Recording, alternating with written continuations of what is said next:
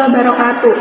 Halo semuanya, salam kenal dengan aku, Mutiara Hati, mahasiswa dari kelas 2B, Prodi Manajemen Bisnis Syariah, Fakultas Ekonomi dan Bisnis Islam. Pada pertemuan kali ini, aku akan membahas sedikit materi tentang fikih, usul fikih, serta sejarah perkembangannya. Tentu saja ini bertepatan dengan tugas saya dalam mata kuliah fikih. Karena pernah nggak sih kalian tuh bertanya-tanya kenapa ada perbedaan dalam praktik ibadah di antara umat Islam? Ada yang sholat subuh menggunakan kunut dan ada yang tidak menggunakannya. Ada yang sholat tarawih 8 rakaat hingga ada sholat tarawih 20 rakaat. Kenapa ya bisa beda? Padahal kedua-duanya itu bersumberkan pada Al-Quran dan hadis. Nah, jawabannya adalah karena adanya ilmu fikih yang kita gunakan dalam kehidupan. Lalu, apa sih ilmu fikih itu? Dan dari mana ia berasal? Dan kenapa ilmu fikih itu kita gunakan dalam kehidupan kita? Oke, langsung saja kita ke pembahasannya.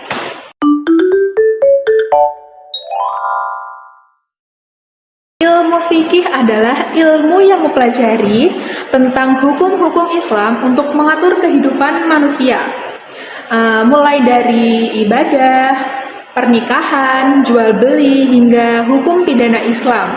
Tetapi ilmu fikih ini tidak bisa berdiri sendiri, melainkan membutuhkan ilmu lain yang disebut dengan usul fikih. Usul fikih adalah metodologi untuk menggali hukum-hukum Islam berdasarkan pada Al-Quran dan hadis. Jadi kalau fikih itu hasil akhirnya, sedangkan usul fikih adalah cara mendapatkannya.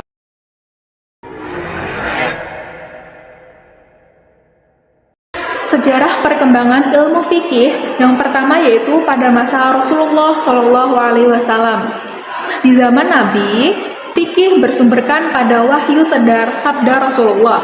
Jadi ketika ada permasalahan di antara umat Islam, para sahabat hanya tinggal menanyakannya kepada Nabi Muhammad. Lalu beliau akan menjawabnya langsung berdasarkan Al-Quran ataupun wahyu yang saat itu turun dari Allah Subhanahu wa Ta'ala. Yang kedua, yaitu pada masa Khulafaur Rasyidin. Setelah Nabi wafat, umat Islam banyak mengalami permasalahan-permasalahan baru dan tidak bisa menanyakan lagi kepada Nabi Muhammad.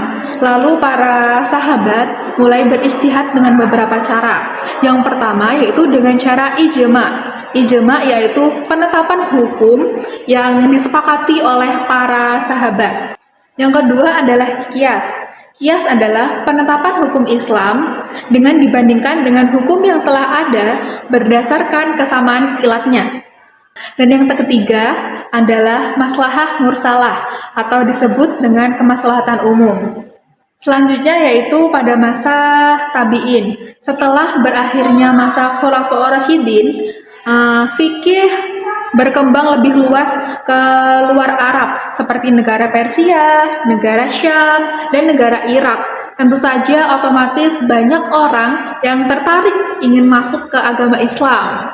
Nah, dengan ini, lebih banyak permasalahan-permasalahan hukum yang tidak ada di masa sebelumnya, yaitu di zaman Nabi Muhammad maupun di masa Khulafaur Rasyidin. Jadi para tabi'in mulai membentuk aliran serta kitab-kitab pemikiran Islam. Yang keempat yaitu masa dinasti Umayyah. Di masa ini, ilmu fikih mulai berkembang pesat karena para pemerintah mulai mengkodifikasi hukum Islam, yaitu para ulama dibebaskan untuk mengembangkan hukum-hukum Islam sesuai dengan kondisi, wilayah, sosial, dan budaya di masing-masing daerah dan tempat.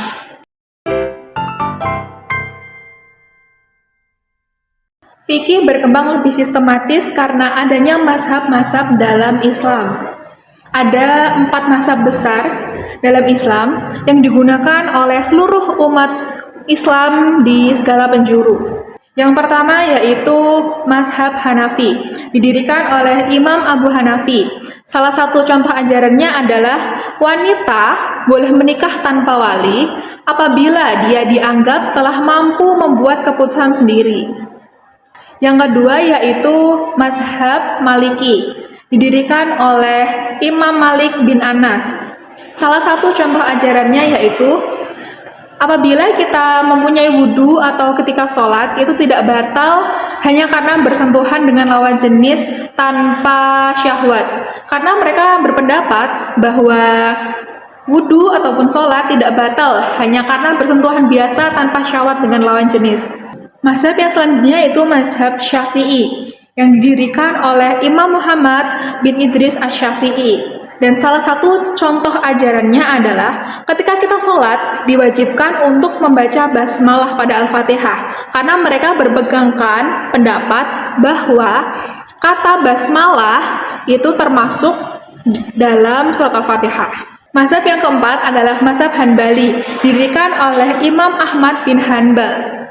Salah satu contoh ajarannya adalah kerudung atau hijab yang dikenakan wanita itu harus menutupi seluruh tubuh termasuk wajah diutamakan karena mereka berpendapat bahwa wajah itu termasuk dalam aurat wanita. Meskipun ada perbedaan dalam ajaran mazhab dalam Islam, tetapi semuanya itu tetap berpegangkan pada Al-Quran dan hadis. Tetapi sayangnya dalam sejarah Islam pernah ada peristiwa yaitu fanatisme mazhab, yang dimana suatu mazhab itu menjelekkan dan menganggap bahwa ajaran mazhab lain itu salah dan menganggap mazhabnya sendiri itu paling benar. Padahal Allah berfirman, dan berpegang teguhlah kamu pada tali agama Allah, dan janganlah kamu bercerai-berai. Quran Surah Ali Imran ayat 103. Kesimpulan yang dapat kita ambil yaitu ilmu fikih berkembang dari masa Rasulullah SAW hingga pada saat ini.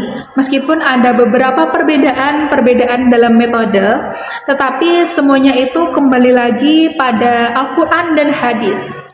Seharusnya kita menanggapi perbedaan-perbedaan ini sebagai kekayaan dalam Islam, bukan sebagai perpecahan dalam Islam.